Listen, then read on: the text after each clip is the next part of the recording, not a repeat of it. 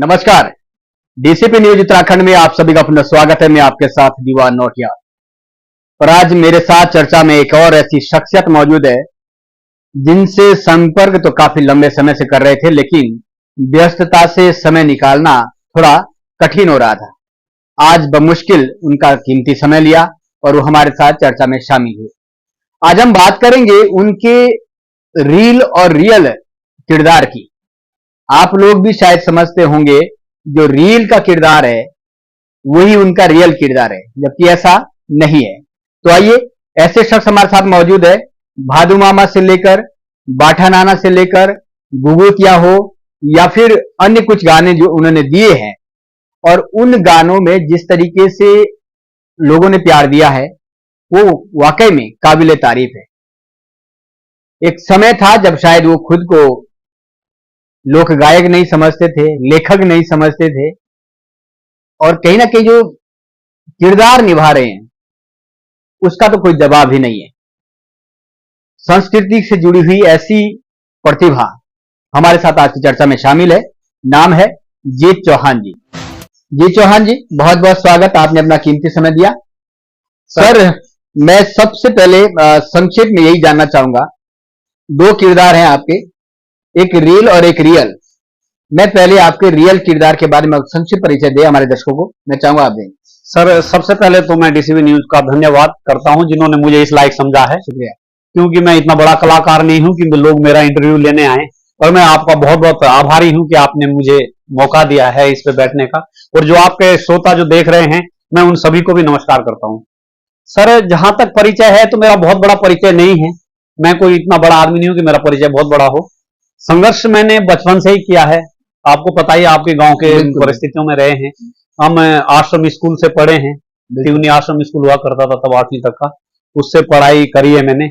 और उसके बाद में 1 साल ट्रक में क्लीनर के रूप में भी मैंने काम किया है, क्योंकि उस समय तक नौकरी नहीं लगी थी तो घर से उतना मिलता भी नहीं था खर्च के लिए, तो मैं क्लीनर के रूप में रहा हूँ 1 साल।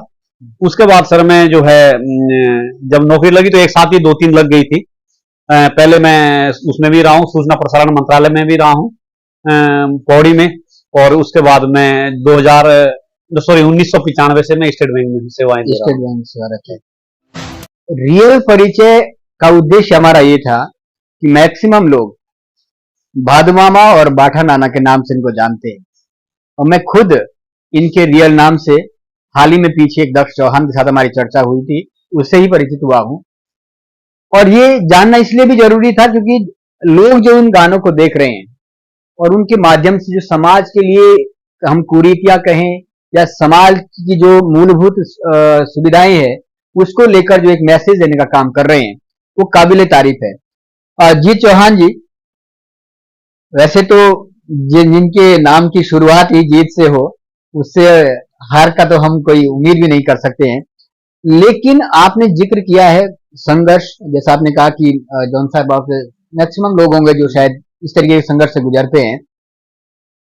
वर्तमान पर अगर मैं आऊं तो आप स्टेट बैंक में कार्यरत हैं, और बैंक के अंदर जितना वर्क इस समय है डिजिटल के युग में, उस वर्क से समय निकालकर समाज की पीड़ा पर जो आप कर रहे हैं सर, मैं हैरान इसलिए हूं कि जो मुझे पता चला आप लिख भी खुद रहे हैं, आप रिएक्ट भी कर रहे हैं, आप उस पूरी चीज को खुद देख रहे हैं। तो उस स्टेट बैंक के वर्क से कैसे समय निकाल पाते हैं अपने समाज के लिए इस तरीके का मैसेज देने के लिए?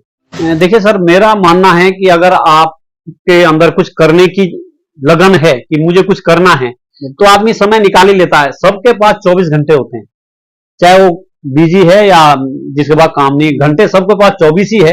लेकिन अगर मेरे मन में है कि मुझे कुछ करना है तो मैं अपना समय निकाल ही लूंगा। जैसे कि सर मैं अब आजकल हूँ रुद्रप्रयाग में हूँ, अकेला हूँ, तो जो बाठा नाना मेरा गीत आया था मैंने वहां ही लिखा है, क्योंकि रात को तो हमारे पास टाइम ही टाइम है, रात को घर में अकेला है तो अपना कुछ ना कुछ दिमाग में आता रहता है मुझे, क्योंकि मैं गांव से जुड़ा हुआ हूँ पहले से ही। मैं चाहे कोई त्योहार हो, मैं पहले मेरी ड्यूटी केदारनाथ में थी, प्रॉपर केदारनाथ थी, तो मैं वहां से भी चाहे मैं रात को ही पहुंचूं, मैं घर जरूर जाता हूँ हर त्योहार में, चाहे रात को जाऊं सुबह आ जाऊं। और मेरा ये रहता है, मैं प्रयास में यही करता हूँ कि अगर मैं गांव जाऊं तो मेरा जितना गांव है मैं सबसे मिल के आऊं। क्योंकि कल का किसी को पता नहीं कल क्या होना है। तो इसलिए मैं सबसे वही शायद वही मिट्टी का प्यार मेरे हर गाने में आपको गाँव की झलक मिलेगी, जो भी मेरा गाँव। निश्चित रूप से सिर्फ गाने के बोल में नहीं, लेकिन जो आपका किरदार भी होता है वो लाजवाब होता है। मैं गाने पर ही अगर आऊं तो वैसे तो आपने कई सारे पहले गाने भी दिए हैं, जिसमें आपने शायद विभूति एक गाना था, वो भी एक पक्षी का नाम पर जो हम देखते हैं क्षेत्रीय भाषा में। और उसके अलावा जो आपने, मैं यहाँ पे सीधा बात करूं, पंडित के रोल में जब आप आए थे भादु मामा, भादु मामा, व्यूअर्स में देख रहा हूँ मिलियन तो हर उसमें आ ही रहे हैं, ठीक है ना। और लेकिन वो पीड़ा, उस पर ही फोकस करना, क्या वो घटना आपके जीवन में घटित थी, या कहीं ना कहीं समाज में आपको ऐसा कहीं घटनाएं दिखाई दी कि आपको लगा कि हाँ, एक पंडित की भूमिका में इस तरीके की पीड़ा उजागर की जा सकती है? सर मैंने क्योंकि बचपन से मैं गांव में रहा हूं, तो मैं गांव में हमारे एक पंडित जी हुआ करते थे, नाम तो अब नहीं लूंगा क्योंकि वो जब गांव आते थे तो बेचारे हर घर में उन्होंने जाना जरूर था। और उस समय आपको, आप जौनसार से आपको पता ही है, जब हमारे यहाँ वो गणने वाला काम करते थे तो लोग पैसे नहीं होते थे, ऊन रख देते थे उनके आगे। बिल्कुल। तो बेचारे उसमें भी वो पूरा अपना, और उससे लोग, चाहे वो साइकोलॉजिकल था या जो भी था, मैं नहीं ये कह सकता कि वो क्या था, लेकिन लोग उससे ठीक भी हो जाते थे। तो मुझे लगा कि हमारे बच्चों को शायद ये चीजें पता नहीं है। बिल्कुल। हमारा सौभाग्य है कि हम पुरानी पीढ़ी में भी रहे और नए पीढ़ी के साथ भी हैं। तो मैंने सोचा क्यों ना एक बार बच्चों के बीच में ये लाया जाए कि हमारे क्षेत्र में ये चीजें भी थी भी और है भी, अभी भी है सर, ऐसा नहीं है कि अब नहीं है। लोग उसमें कुछ लोगों ने प्रतिक्रिया भी दी थी कि जी ये तो अंधविश्वास है।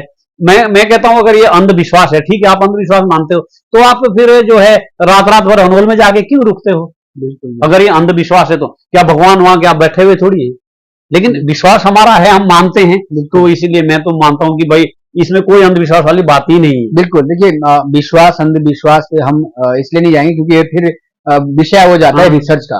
यदि आपने इस फील्ड में रिसर्च किया तब तो आप बोलिए अंधविश्वास है। अगर आपके पास खुद एविडेंस नहीं है तो बिना तथ्यों के आधार पर कोई बात करना ठीक नहीं है। और सबसे बड़ी बात मैं ये उसमें देख रहा हूं कि अगर आप शिद्दत से, पूरी दिल से, मैं कुछ नहीं हूं, मैं पंडित भी नहीं हूं, अगर मैं दिल से आपके प्रति स्नेह रखता हूं तो मुझे लगता है कि आपका भी ऑटोमेटिक मेरी ओर आकर्षण होगा। मैं आपके बारे में अच्छा समझता हूं।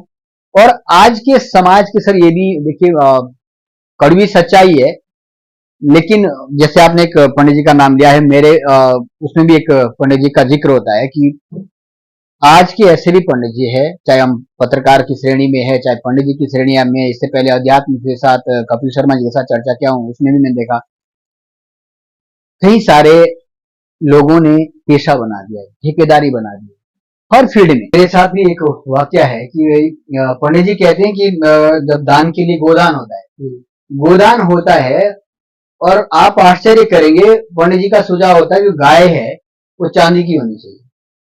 मैंने जीवन में कभी चांदी की गाय नहीं सुनी थी। ये हो सकता है क्योंकि गाय आज कौन पालेगा, पंडित जी अकेला बेचारा, तो उसका मूल्य होता है शायद, जो भी होता है।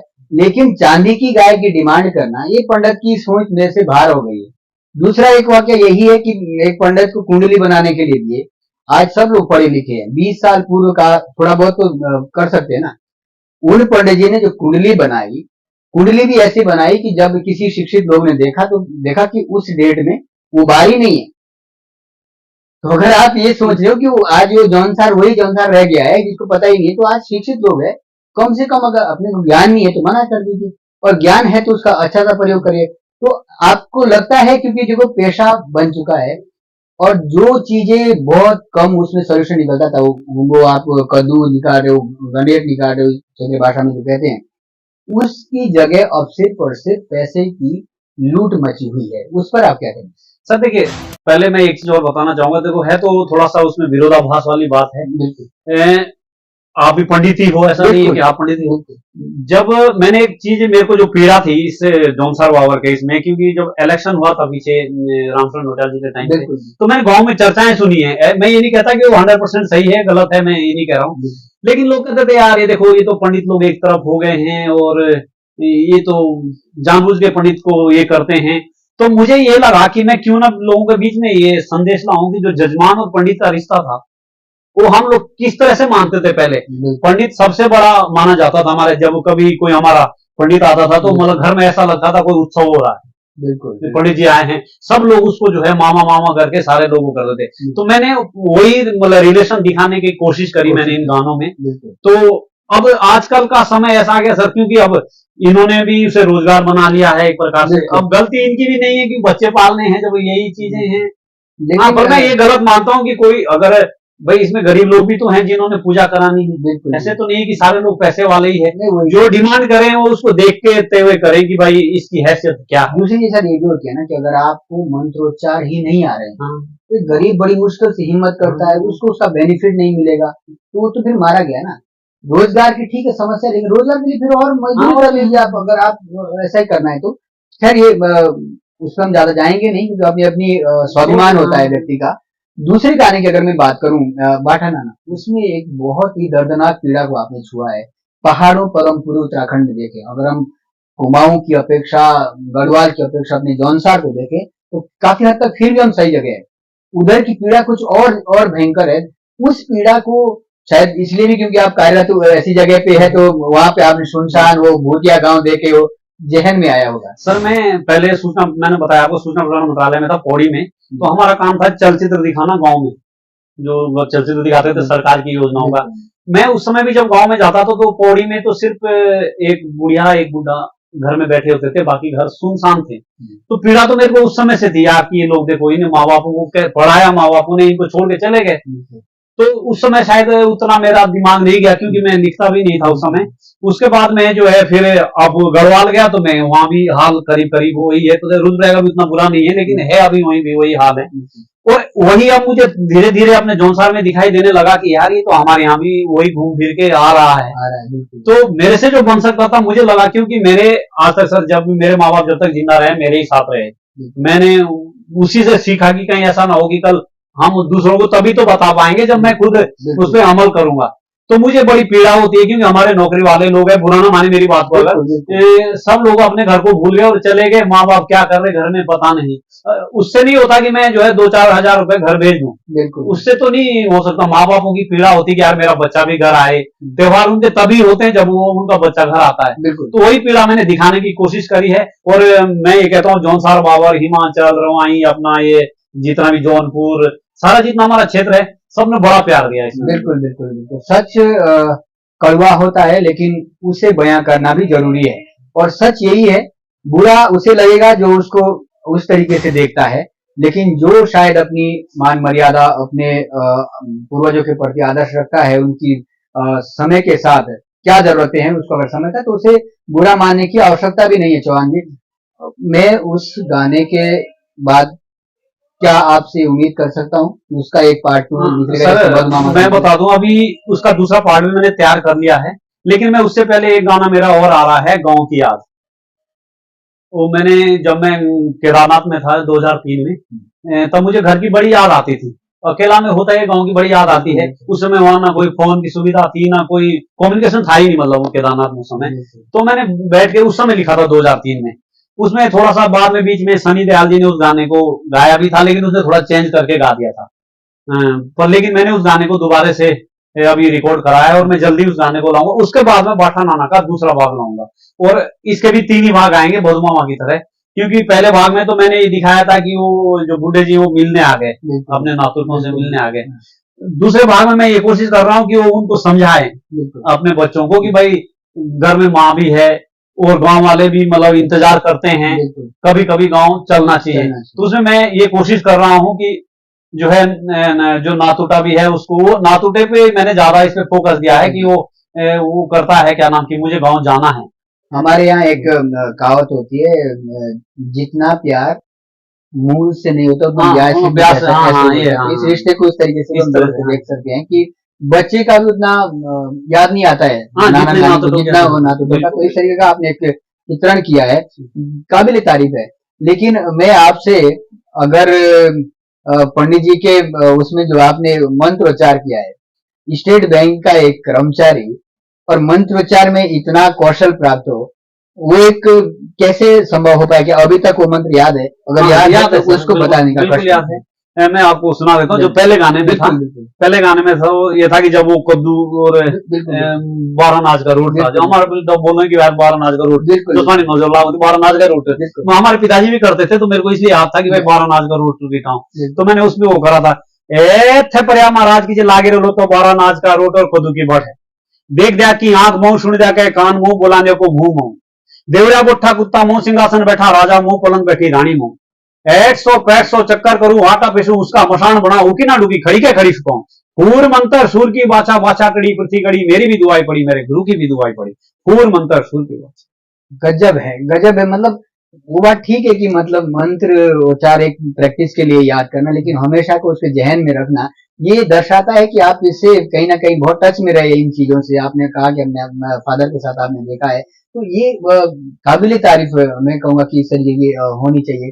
संस्कृति के क्षेत्र में सर अगर मैं देखूं प्रतिस्पर्धा बहुत हो गई है। जी चौहान जी,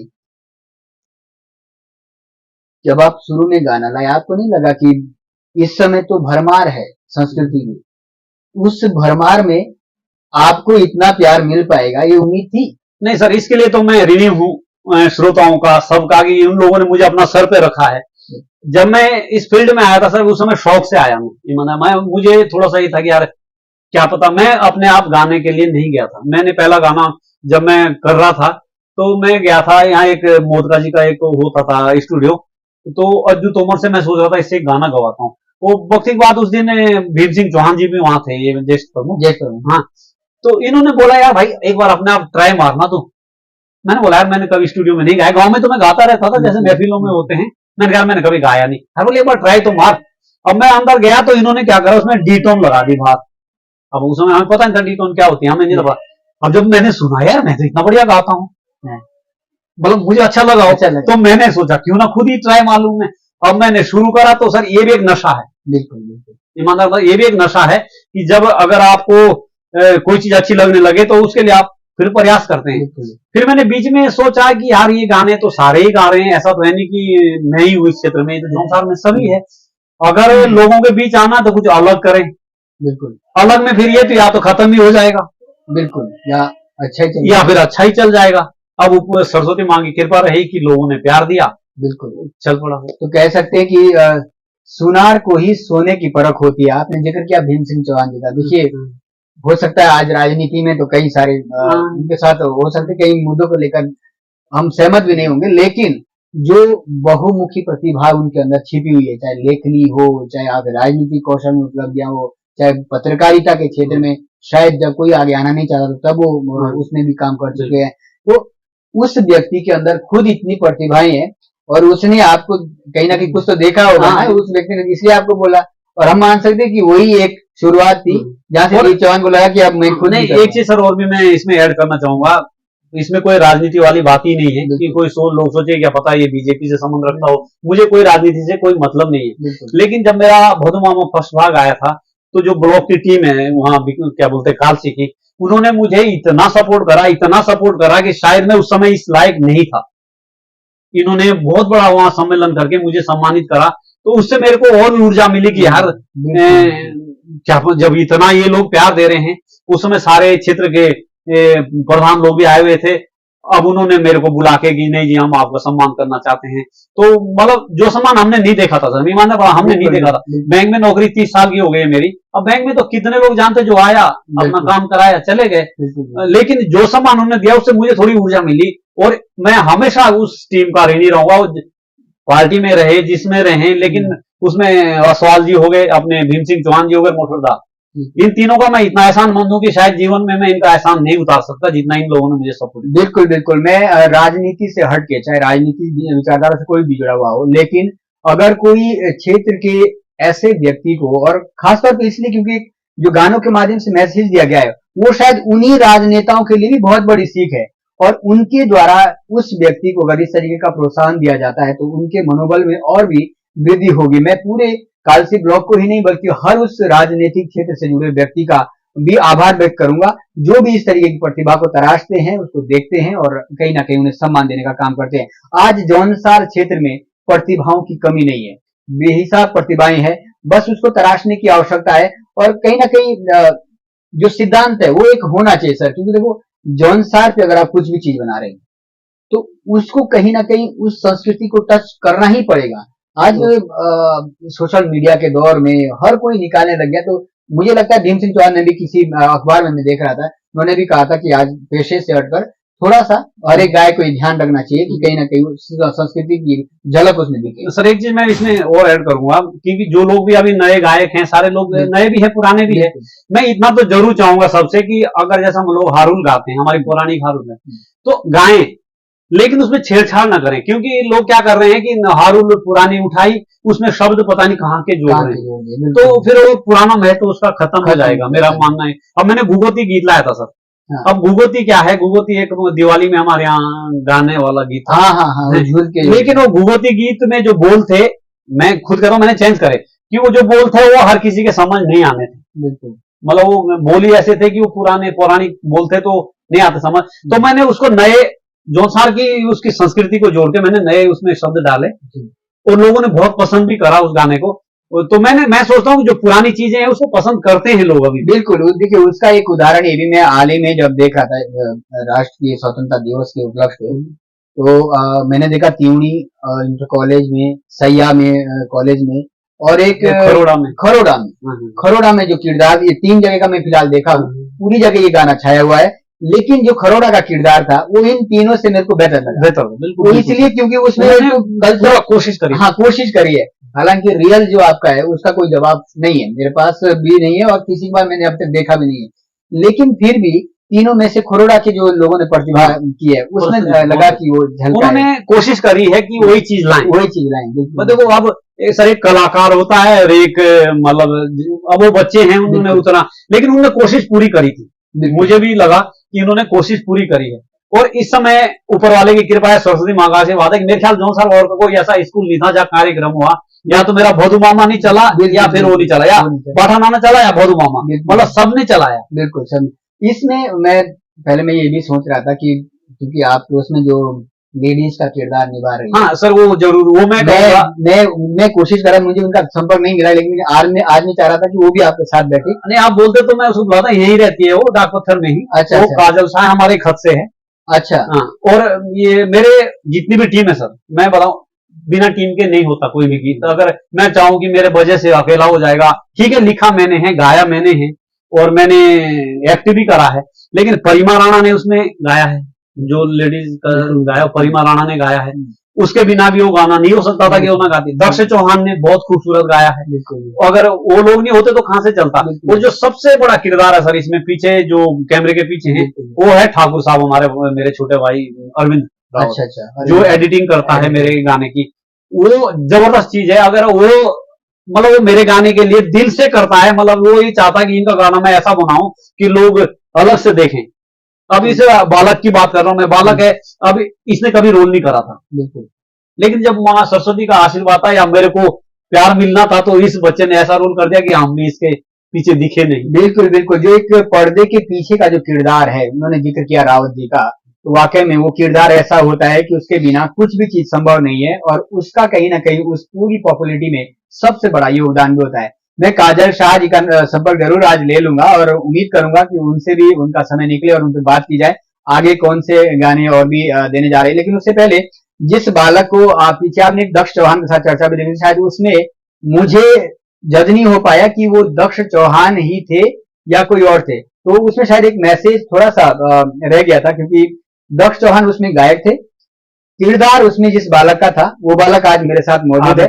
उस बालक से आदित्य चौहान जी जौनसार के मूल निवासी है, उनको इन्होंने तराशने की कोशिश की है। और मैं एक बड़ी बात और बताऊं, किसी भी रोल में, हाल ही में आपने एक जौनसारी फिल्म शूटिंग होते हुए देखा होगा, मैंने सुना उसमें एक स्टेप जो 10-10 बार करवाए गए कलाकारों से, तो इस तरीके से बड़ी मुश्किलें होती है उस क्षेत्र की वेशभूषा में, उस क्षेत्र की भाषा में ढलने के लिए। लेकिन जो ये आदर्श चौहान है, ऐसा कहते हैं जीत चौहान जी, आप खुद ही कह रहे हैं फर्स्ट टाइम पे ही उन्होंने उस रोल को, इससे दूसरा मतलब रीटेक करना ही नहीं पड़ा, आदित्य चौहान। तो चलिए आदित्य चौहान से जानते थोड़ा सा कि क्या कुछ है आदित्य चौहान के मन में इस गाने को लेकर, और किस तरीके के आगे से उनको इस तरह जो मोटिवेशन है वो मिला है। और एक बंदा सर इसके पर्दे के पीछे, उसका नाम लेना भूल गया, वो हमारे अनिल पवार जी है, जिसका इसमें म्यूजिक है, बिल्कुल रत्यानंद पवार जी का बेटा है। बिल्कुल। उस बंदे ने इतनी मेहनत करी मेरे गाने में, इतनी मेहनत करी, इसने एक बार दिया मुझे गाना, फिर उसने कुछ चेंज करा, फिर उसने फिर बोला सर मैंने और चेंज करा, फिर तीसरे बार करा उसने कि सर तब निकालना गाना जब मैं पूरा इसमें सेटिस्फाई हो जाऊं। तो उस बंदे ने, क्योंकि नया नया स्टूडियो खोला था उसने, हाँ। और मैं भी नए के पास इसलिए गया कि अच्छा करेगा, उसने अच्छा। बेचारे ने बड़ी मेहनत करी है।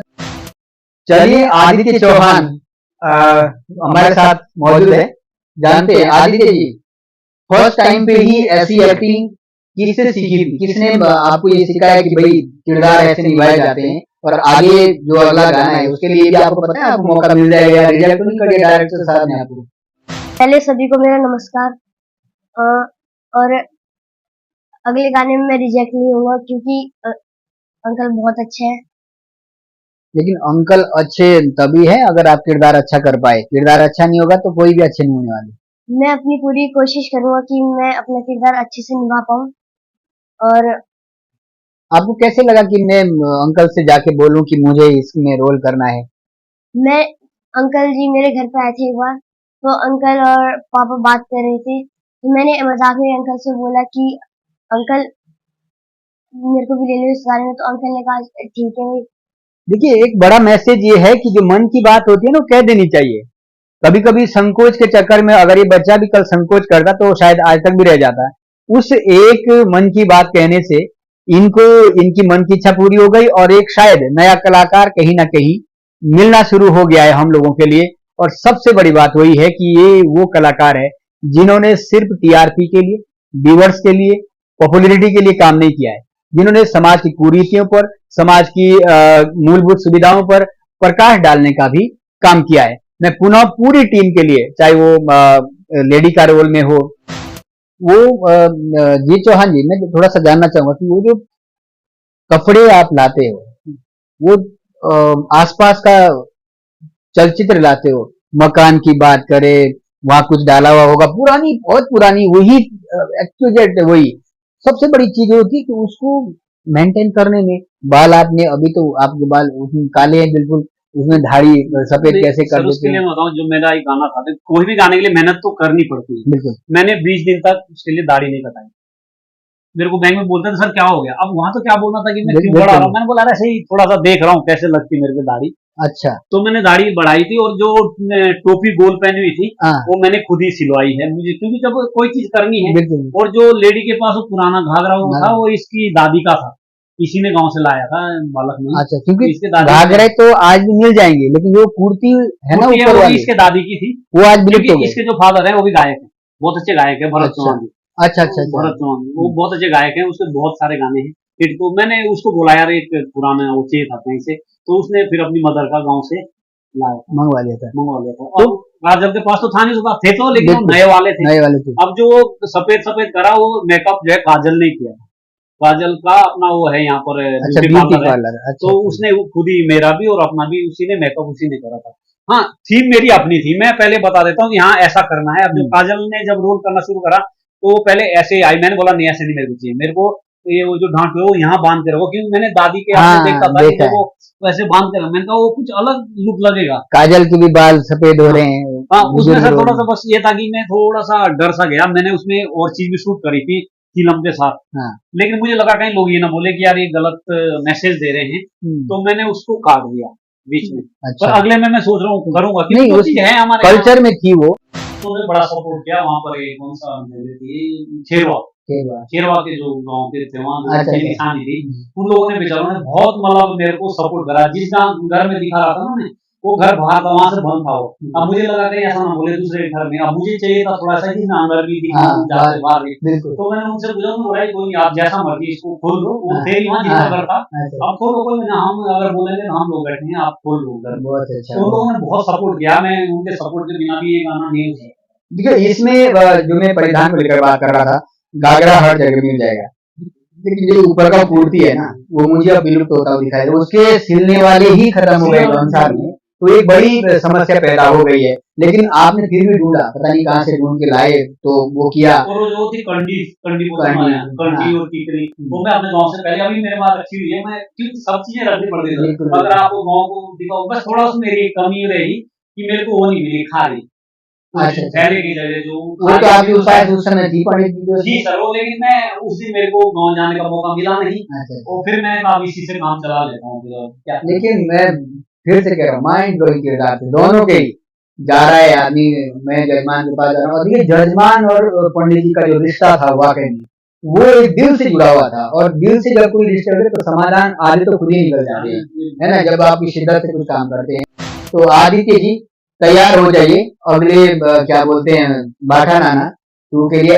अपना नाना है अपने घर में भी, तो उनके साथ शायद आप करते रहते होंगे हाँ, सर, रील बिहार बनाई करते थी तो सर, रील बनाई थी नाना के साथ इसमें गाँव में। अच्छा अच्छा, तो अच्छी बनाई थी। चलिए जी चौहान जी, आपने अपना कीमती समय निकाला सर, बहुत बहुत सर आपका धन्यवाद बहुत बहुत आपका। धन्यवाद, आपने इस लायक हमें समझा, नहीं नहीं और आपकी जो भी पब्लिक है देखने वाली, मैं सबको प्रणाम करता हूँ, और वीडियो में सारी पब्लिक का कि जो मुझे इतना प्यार देते हैं, और धन्यवाद। उम्मीद करता हूँ कि आगे भी मुझे प्यार देंगे, क्योंकि अब मैंने अपना चैनल बना लिया सर, इससे पहले मेरा चैनल नहीं था। बिल्कुल आज तक के जितने मेरे गाने थे उसमें आते थे, क्या नाम है, पहाड़ी वर्ल्ड में आते थे। बिल्कुल, अब मैंने अपना चैनल भोलू मामा के नाम से बनाया, भोलू मामा ऑफिशियल करके, ऑफिशियल कर दिया। उसमें मेरा एक पहला ही गाना आया है, और पब्लिक ने इतना प्यार दिया कि वो एक दिन में मोनेटाइज हो गया, जबकि लोगों सालों में होता मोनेटाइज, वो गाना एक ही दिन में चैनल भी मोनेटाइज हो गया, और जो है मेरे जो वो है क्या नाम सब्सक्राइबर वो 10,000 से ऊपर हो गए। My God. तो सर इसलिए मैं सभी मतलब पब्लिक का बड़ा इसमें तो अभी चैनल का क्या नाम बताया? भोलू मामा ऑफिशियल। बौद्ध मामा ऑफिशियल। हाँ, मैं कहीं जी चौहान ऑफिशियल के नाम से ढूंढ तो रहा था नहीं, मगर भोलू मामा ऑफिशियल सर। और सर मैं एक चीज बताऊं, ये चीजें खैर बोली तो नहीं चाहिए, लोग सोचेंगे पता नहीं हम आगे होगा बंदे में, ये भी कह सकते हैं इसमें। इतने आपने जो सारी गायक, बड़े बड़े गायक हमारे इसमें क्षेत्र में बहुत बड़े गायक हैं, लेकिन आज तक कोई गाने सबके मिलियन में भी है, लेकिन ऐसा किसी ने गाना नहीं बनाया कि लोग उस गाने के नाम से उस बंदे को जाने नाम से। ये मैं पहला मेरा सौभाग्य था कि लोग मुझे भोलू मामा जानते हैं, भोलू मामा गाने की वजह से। बिल्कुल बिल्कुल, तो ये मैं वही बात कर रहा हूँ कि जी चौहान के नाम से शायद डिपार्टमेंट के लोग या बहुत कम लोग होंगे, लेकिन बद्दू मामा, पंडिता मामा, ये सारे नाम जो है आपके सरनेम इतने हो गए हैं।